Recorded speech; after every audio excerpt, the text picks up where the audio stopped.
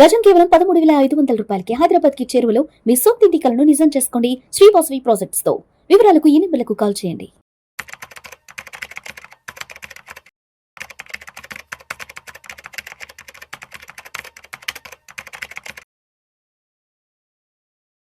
నమస్తే, welcome to Vishnu talks. నేను విష్ణు. ప్రస్తుతం మనతో పాటు practising chartered accountant Lella Ravindra బాబు గారు ఉన్నారు. వారితో మాట్లాడదాం.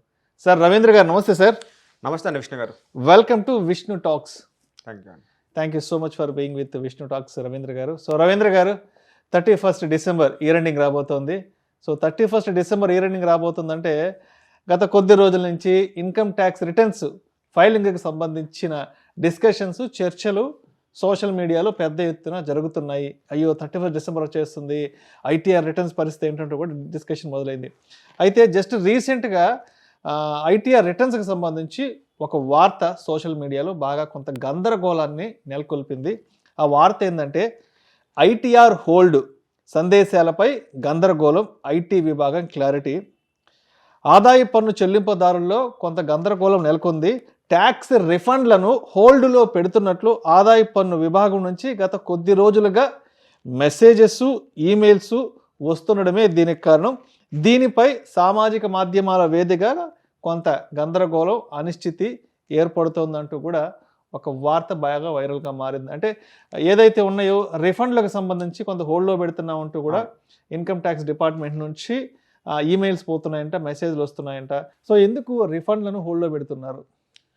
విష్ణు గారు, సో మనకి ఏంటంటే ప్రాసెస్, మనకు ఫామ్ 16 వచ్చాక మన శాలరీ ఎంతో తెలిసిద్ది. ఫామ్ 16లోనే మన శాలరీలోంచి కంపెనీ ఇన్కమ్ ట్యాక్స్ని కట్ చేసిద్ది. సో మనం ఇన్కమ్ ట్యాక్స్ రిటర్న్ ఫైల్ చేసేటప్పుడు ఫామ్ 16లో ఎంత శాలరీ డిక్లేర్ చేశారు, ఏమేమి డిడక్షన్స్ క్లెయిమ్ చేశాము, ఫామ్ 16లో ఏమైనా మిస్ అయ్యామనుకోండి, అడిషనల్గా డిడక్షన్స్ క్లెయిమ్ చేసి ఆ ఎక్సెస్ అమౌంట్ మీద ఏదైతే ట్యాక్స్ ఆల్రెడీ కట్ అయిందో ఆ అమౌంట్ని రిఫండ్ క్లెయిమ్ చేస్తాము. సో అది నార్మల్ ప్రాసెస్. అయితే ఈ ఇయర్ కూడా ట్యాక్స్ పేయర్స్ అందరూ కూడా డిఫరెంట్ ఎంప్లాయీస్ వాళ్ళు ఇన్కమ్ ట్యాక్స్ రిటర్న్స్ని ఫైల్ చేశారు. అయితే వీళ్ళు ఫైల్ చేసిన వాళ్ళలో కొన్ని కేసెస్ని ఇన్కమ్ ట్యాక్స్ డిపార్ట్మెంటు వాళ్ళ యొక్క వేరియస్ టూల్స్, ఈరోజు మీకు తెలిస్తే బిగ్ డేటా అని, ఆర్టిఫిషియల్ ఇంటెలిజెన్స్ అని కొత్త టూల్స్ వచ్చినాయి. ఆ టూల్స్ని వాడుకొని కొన్ని ఫైల్స్ని వాళ్ళు స్క్రూటినీ లాగా పిక్ చేశారు. పిక్ చేసి ఏం చేశారంటే డిపార్ట్మెంట్కి కూడా షూర్గా గన్ షాట్గా తెలియదు, అంటే వీళ్ళు రిఫండ్స్ ఎక్సెస్ క్లెయిమ్ చేశారో, కరెక్ట్గా క్లెయిమ్ చేశారో లేదా తక్కువ క్లెయిమ్ చేశారో వాళ్ళకి షూర్గా తెలియదు. వాళ్ళకి తెలియదు కాబట్టి తెలియకుండా ముందే నువ్వు ఇచ్చిన ఇన్ఫర్మేషను లేదా నువ్వు క్లెయిమ్ చేసిన ఇన్కమ్ ట్యాక్స్ రిఫండ్ రాంగు, నువ్వు కరెక్ట్గా ఫైల్ చేయలేదు అని చెప్పేసి ఒక నోటీస్ ఇవ్వలేదు డిపార్ట్మెంట్. ఎందుకంటే ఇన్కమ్ ట్యాక్స్ డిపార్ట్మెంట్ దగ్గర ఆ ఇన్ఫర్మేషన్ లేదు. వీళ్ళ టూల్స్ ఏం చెప్పినాయి అంటే మన రెడ్ ఫ్లాగ్ అంటారు. అంటే ఒక ప్యాటర్న్ ఫాలో అవ్వకుండా ఉంటే దాన్ని రెడ్ ఫ్లాగ్ కింద చేసేసి వీటిల్లో అవ్వచ్చు, మేబీ ఛాన్స్ ఉందని చెప్పేసి ఒక కొన్ని ఫైల్స్ని ఐడెంటిఫై చేసింది. అంటే ఎవరైతే ఇన్కమ్ ట్యాక్స్ రిటర్న్ ఫైల్ చేశారో కొంతమందిని సాఫ్ట్వేర్ ఐడెంటిఫై చేసింది. సో డిపార్ట్మెంట్కి వాళ్ళని ఎలా ప్రాసెస్ చేయాలి, దాన్ని ఎలా ముందు తీసుకెళ్ళాలి తెలియక ఏం చేసిందంటే వాళ్ళందరికీ ఒక నోటిఫికేషన్ ఇచ్చింది. Notification, not message. మెసేజ్ అంటే మీరు కంపల్సరీగా రిప్లై ఇవ్వాలి. నోటిఫికేషన్ అంటే మీరు చూసి ఏమైనా మనకు రిలవెంట్గా ఉంటే అప్పుడే మనం రిప్లై ఇవ్వాలి. ఆ నోటిఫికేషన్లో ఏమి ఇచ్చిందంటే your file has been identified as high risk profile. So మీకు 31st డిసెంబర్ దాకా మీరు ఫైల్ చేసిన రిటర్న్ రివైజ్ చేసిన ఛాన్స్ ఉంది. సో ఒక్కసారి మీరు చెక్ చేసుకొని మీరు రిటర్న్స్ ఏదైతే ఇన్కమ్ ట్యాక్స్ రిటర్న్స్ మీరు ఫైల్ చేశారో అవన్నీ కరెక్ట్గా ఫైల్ చేశారా లేదా, ఏవైనా ఎక్సెస్ డిడక్షన్స్ క్లెయిమ్ చేశారా, ఇనెలిజిబుల్ డిడక్షన్స్ క్లెయిమ్ చేశారా, ఉంటే ఏమైనా ఉంటే చెక్ చేసుకోండి అని చెప్పేసి అందరికీ నోటిఫికేషన్ ఇచ్చింది. సో ఇప్పుడు ఎవరైతే ఇన్కమ్ ట్యాక్స్ రిఫండ్లు హోల్డ్లో పడ్డాయో వాళ్ళు, నెక్స్ట్ కొంతమంది ప్రాసెస్ అయిన వాళ్ళకు కూడా వచ్చినాయి, నాట్ ఓన్లీ హోల్డ్లో పడ్డ వాళ్ళే. అదేవిధంగా కొంతమంది ప్రాసెస్ అయిన వాళ్ళు కూడా అలర్ట్స్ వచ్చినాయి. వాళ్ళు ఒక్కసారి వాళ్ళ ఇన్కమ్ ట్యాక్స్ రిటర్న్ని డౌన్లోడ్ చేసుకొని ఏమేమి పెట్టారు, ఏటీసీ ఎంత పెట్టారు, ఏటీడీ ఎంత పెట్టారు, హోమ్ లోన్ ఎంత పెట్టారు, ఎడ్యుకేషన్ లోన్ ఏమైనా పెట్టారా, సో ఇవి రెండింటికి మన కరెస్పాండింగ్ మన దగ్గర డాక్యుమెంట్స్ ఉన్నాయా లేవా. డాక్యుమెంట్స్ ఉంటే ఫైన్, మీరు you can ignore that message. Documents కనుక మీ దగ్గర లేకపోతే మీరు better file your return with revised or modifications చేసి 31st డిసెంబర్లో మీరు ఆ రిటర్న్స్ని రివైజ్ చేస్తే మీకు ఎటువంటి ఇబ్బంది ఉండదు.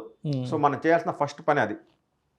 అదేవిధంగా income tax department 2-3 times message ఇప్పుడు పంపిస్తూ ఉంది. ఒకటి ఈ హై రిస్క్ ప్రొఫైల్స్ని ఐడెంటిఫై చేసి నోటిఫికేషన్ పంపించడం.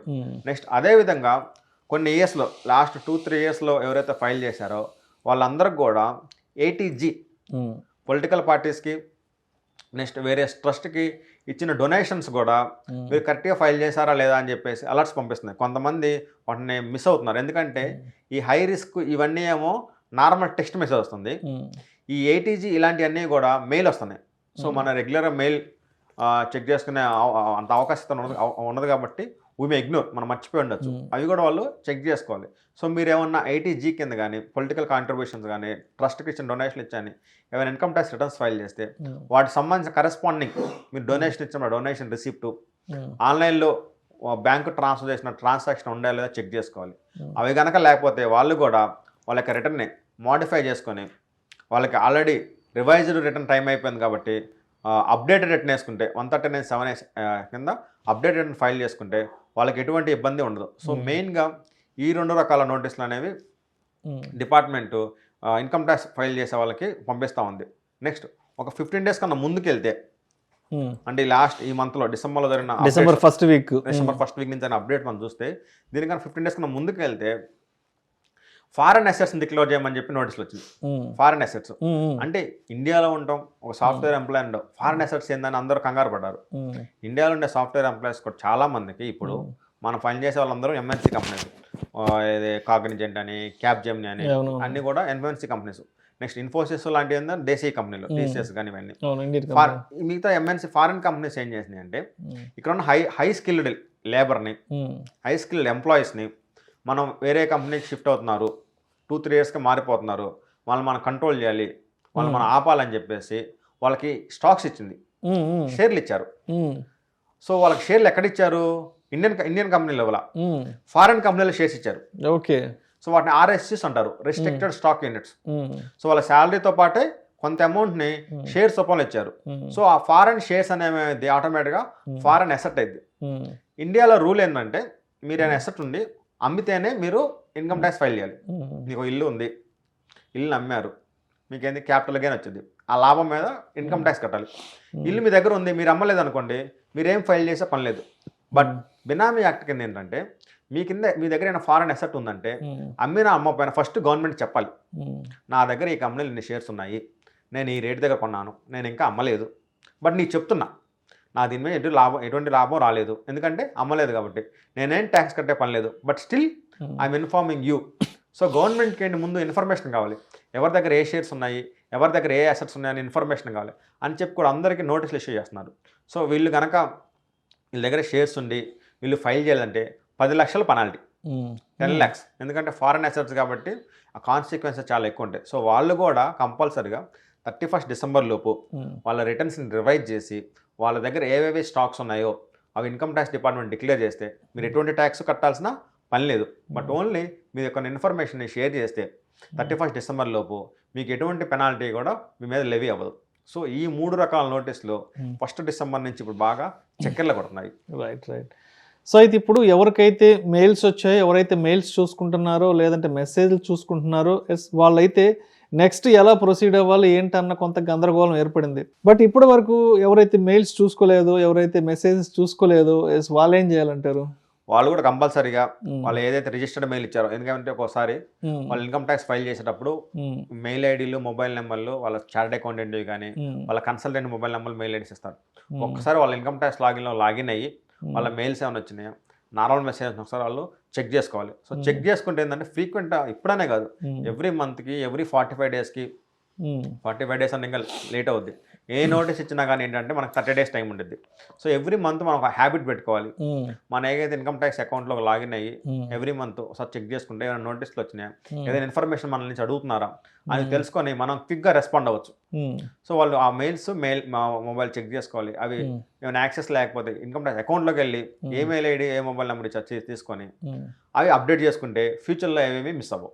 Thank you sir. Thank you so much Ravindra గారు. థ్యాంక్ యూ అండి విష్ణు.